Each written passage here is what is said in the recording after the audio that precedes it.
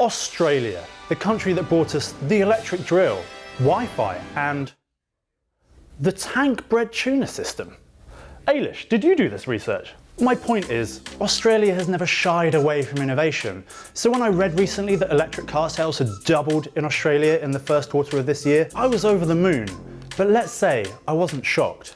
But then I was shocked, because instead of just reading the headline, which is what I usually do because I'm a millennial and I have a short attention. What will I have for dinner tonight? My girlfriend did cook a really nice spag bowl yesterday, but I've cooked the same thing 3 nights in a row now. Sorry. I actually clicked on the article, and the article said that the whopping number of electric car sales in Australia between January and March of this year, that huge number that's double the year before, well, it's 969 nice cars. You might be thinking, but Rich, I don't know how many cars are normally sold in Australia every quarter. 969 might be a lot. Well, let me fill you in, dear internet friend. In the same period, there were 263,000 diesel and petrol cars sold in Australia, which is 263 times more petrol cars sold than electric cars. Australia, what the f? There is a caveat here, which is that the figure of 969 electric cars sold in Australia in Q1 does not include Tesla, the most popular electric car brand of them all, or even the most popular car brand of them all. Am I right, Elon? An anonymous source told thedriven.io that this figure goes up to around 3,200 electric cars sold in Q1 if you include Tesla. This compares to 22,000 electric cars sold in the UK in March alone. 3,200 in one quarter in Australia, 22,000 in 1 month in the UK. One thing you might not know about me, Electroheads, is that before being kidnapped and forced to make YouTube content against my will, I used to be a serious-ish journalist, and the serious journalist in me smelled a rat here. There's no way an entire country decides that they just don't like electric cars, especially a country like Australia, with impeccable taste in everything except for lager. Foster's, good call. Electroheads has around 90,000 regular viewers from Australia, which is more than the 20,000 people who have ever bought an electric car in Australia. So just judging alone from our viewership figures, there's at least an interest in electric cars in Australia. But still, fewer people have bought an EV in Australia in 10 years than people bought EVs in the UK in 1 month. So clearly there's a story here, and it's not just, as you might think, about the vast size of Australia or its charging infrastructure. Australia rivals the UK for the number of chargers per electric car on the road. Clearly, this area still needs overall investment so that people feel more confident travelling long distances in electric cars, but in many city hubs, Australia has adequate charging infrastructure and will do, as long as the infrastructure grows in line with EV sales. It's about much more than infrastructure, and when you start to peel back the layers, it's actually an infuriating story of incompetency and mixed messaging. You see, in many countries around the world, governments realise that we are totally screwed unless we clean up our dirty air and find a way to save this planet, and in turn, ourselves. Yeah, me!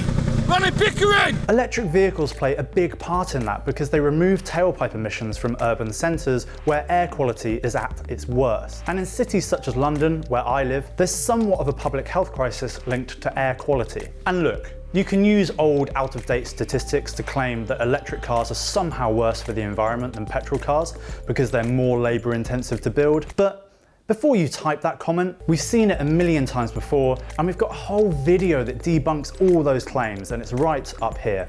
Electrification just is the way forward. The first countries to realise this were the usual suspects, smart, forward-thinking countries, like your Norways and your Swedens and your Netherlands. Did you know that Norway sells way more electric cars per capita than the US? Norway. These countries, particularly Norway, where cutting import taxes on EVs means you can buy a new e-Golf for cheaper than a new petrol Golf, incentivise their citizens to buy electric cars. Us humans always want somebody else to jump into the pool before us to check it's not too cold. But if only one person jumps into the pool, we don't believe them when they tell us, the water's warm, jump on in. Get the pants off, dude, and come on in. I might keep them on, actually. We need a few more people to jump, and then we're comfortable. I'll do it, all right? In my own time, I'll do it. And that's where Norway, Sweden and the Netherlands are at. Lots of people have jumped into the electric pool, so to speak. And governments are the same as people. When Norway, Sweden and the Netherlands led the way, less forward-thinking countries like the UK and even France followed suit with incentives and big targets around the adoption of electric vehicles. But the Australian government didn't. In February 2021, the government, led by Australian Prime Minister Scott Morrison, who is actually named after legendary Australian AC/DC singer Bon Scott, released their Future Fuels strategy. Future Fuels, it's really hard to say that. Future Fuels strategy. By the way, I just completely made up the thing about Bon Scott, so don't quote me on that, but it does sound right. Whatever. This was a document that was set to pave the way for a shift away from fossil fuels towards the fuels of the future. Jesus, this is really hard. A document that would help the Morrison government in their aim of reducing carbon emissions by 2030. Well, the Morrison government must have been on smoko when they came up with this document, because the strategy they unveiled is to do absolutely f*** all. I'm on smoko! So leave me alone! I'm on smoko!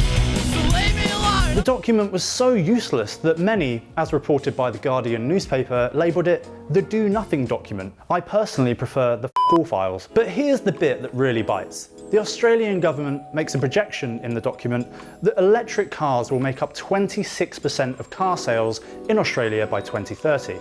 In the UK, the government has ruled that all car sales will be electric by 2030. And that's the UK. We're an absolute mess of a country, and even we're doing better. And it gets worse. Given the growing population and growing number of drivers on the road every year, achieving this 26% figure would still result in an increase in transport emissions of 6% between now and 2030, according to The Guardian. So in the Aussie government's own strategy document on how it's going to cut transport emissions, it basically admits that it's going to increase transport emissions by 6%.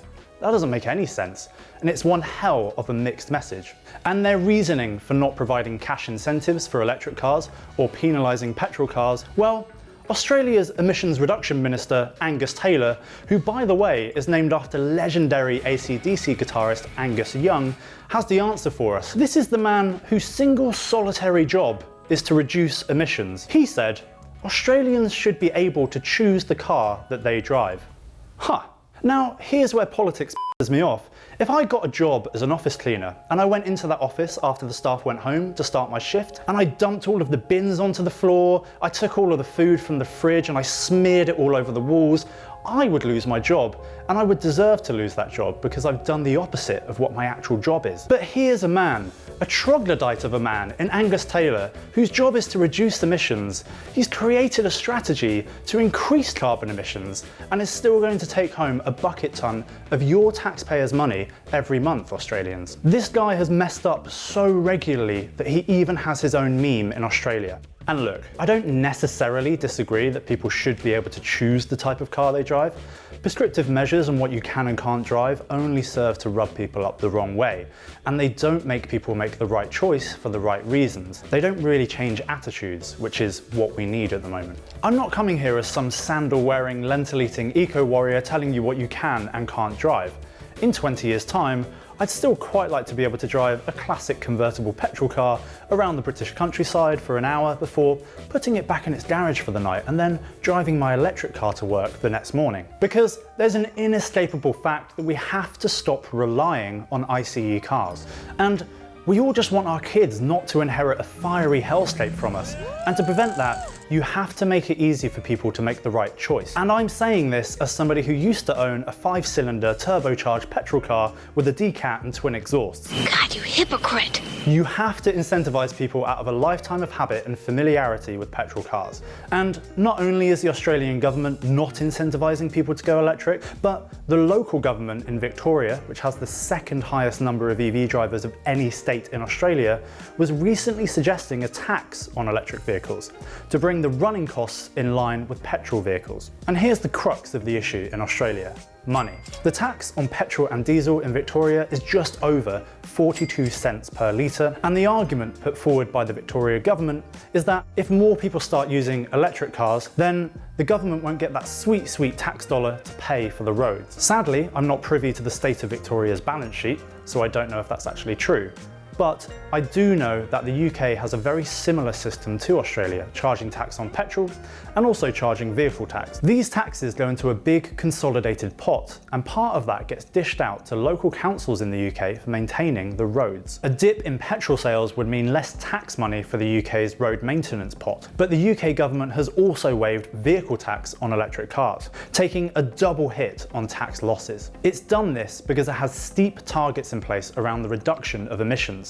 And to hit these targets, it needs the UK public to rapidly adopt electric vehicles. The UK government knows that it needs to take the hit now, so it can reap the long-term economic benefits of a healthier society and the benefits of new job creation that come with emerging technologies and sectors. Again, I just want to be clear here. This is the UK that we're talking about. Our national dish is battered fish and thick slices of potato, and one of our most famous pastimes is chasing some cheese down a hill. We are not that smart, but even we've worked this out. And obviously, Victoria is just one state out of many in Australia, but schemes like this create confusion, and this undermines consumer confidence, meaning that people just stick with the easiest, simplest choice. And right now, that's ICE cars. It's economically short-sighted. As Richie Merzian from the Australian Institute points out, and I quote, "What this means for Victoria is there is far less likelihood that car manufacturers will set up shop, invest, or companies will base themselves or launch their products in Victoria." There are a lot of ors in that sentence, but basically he means that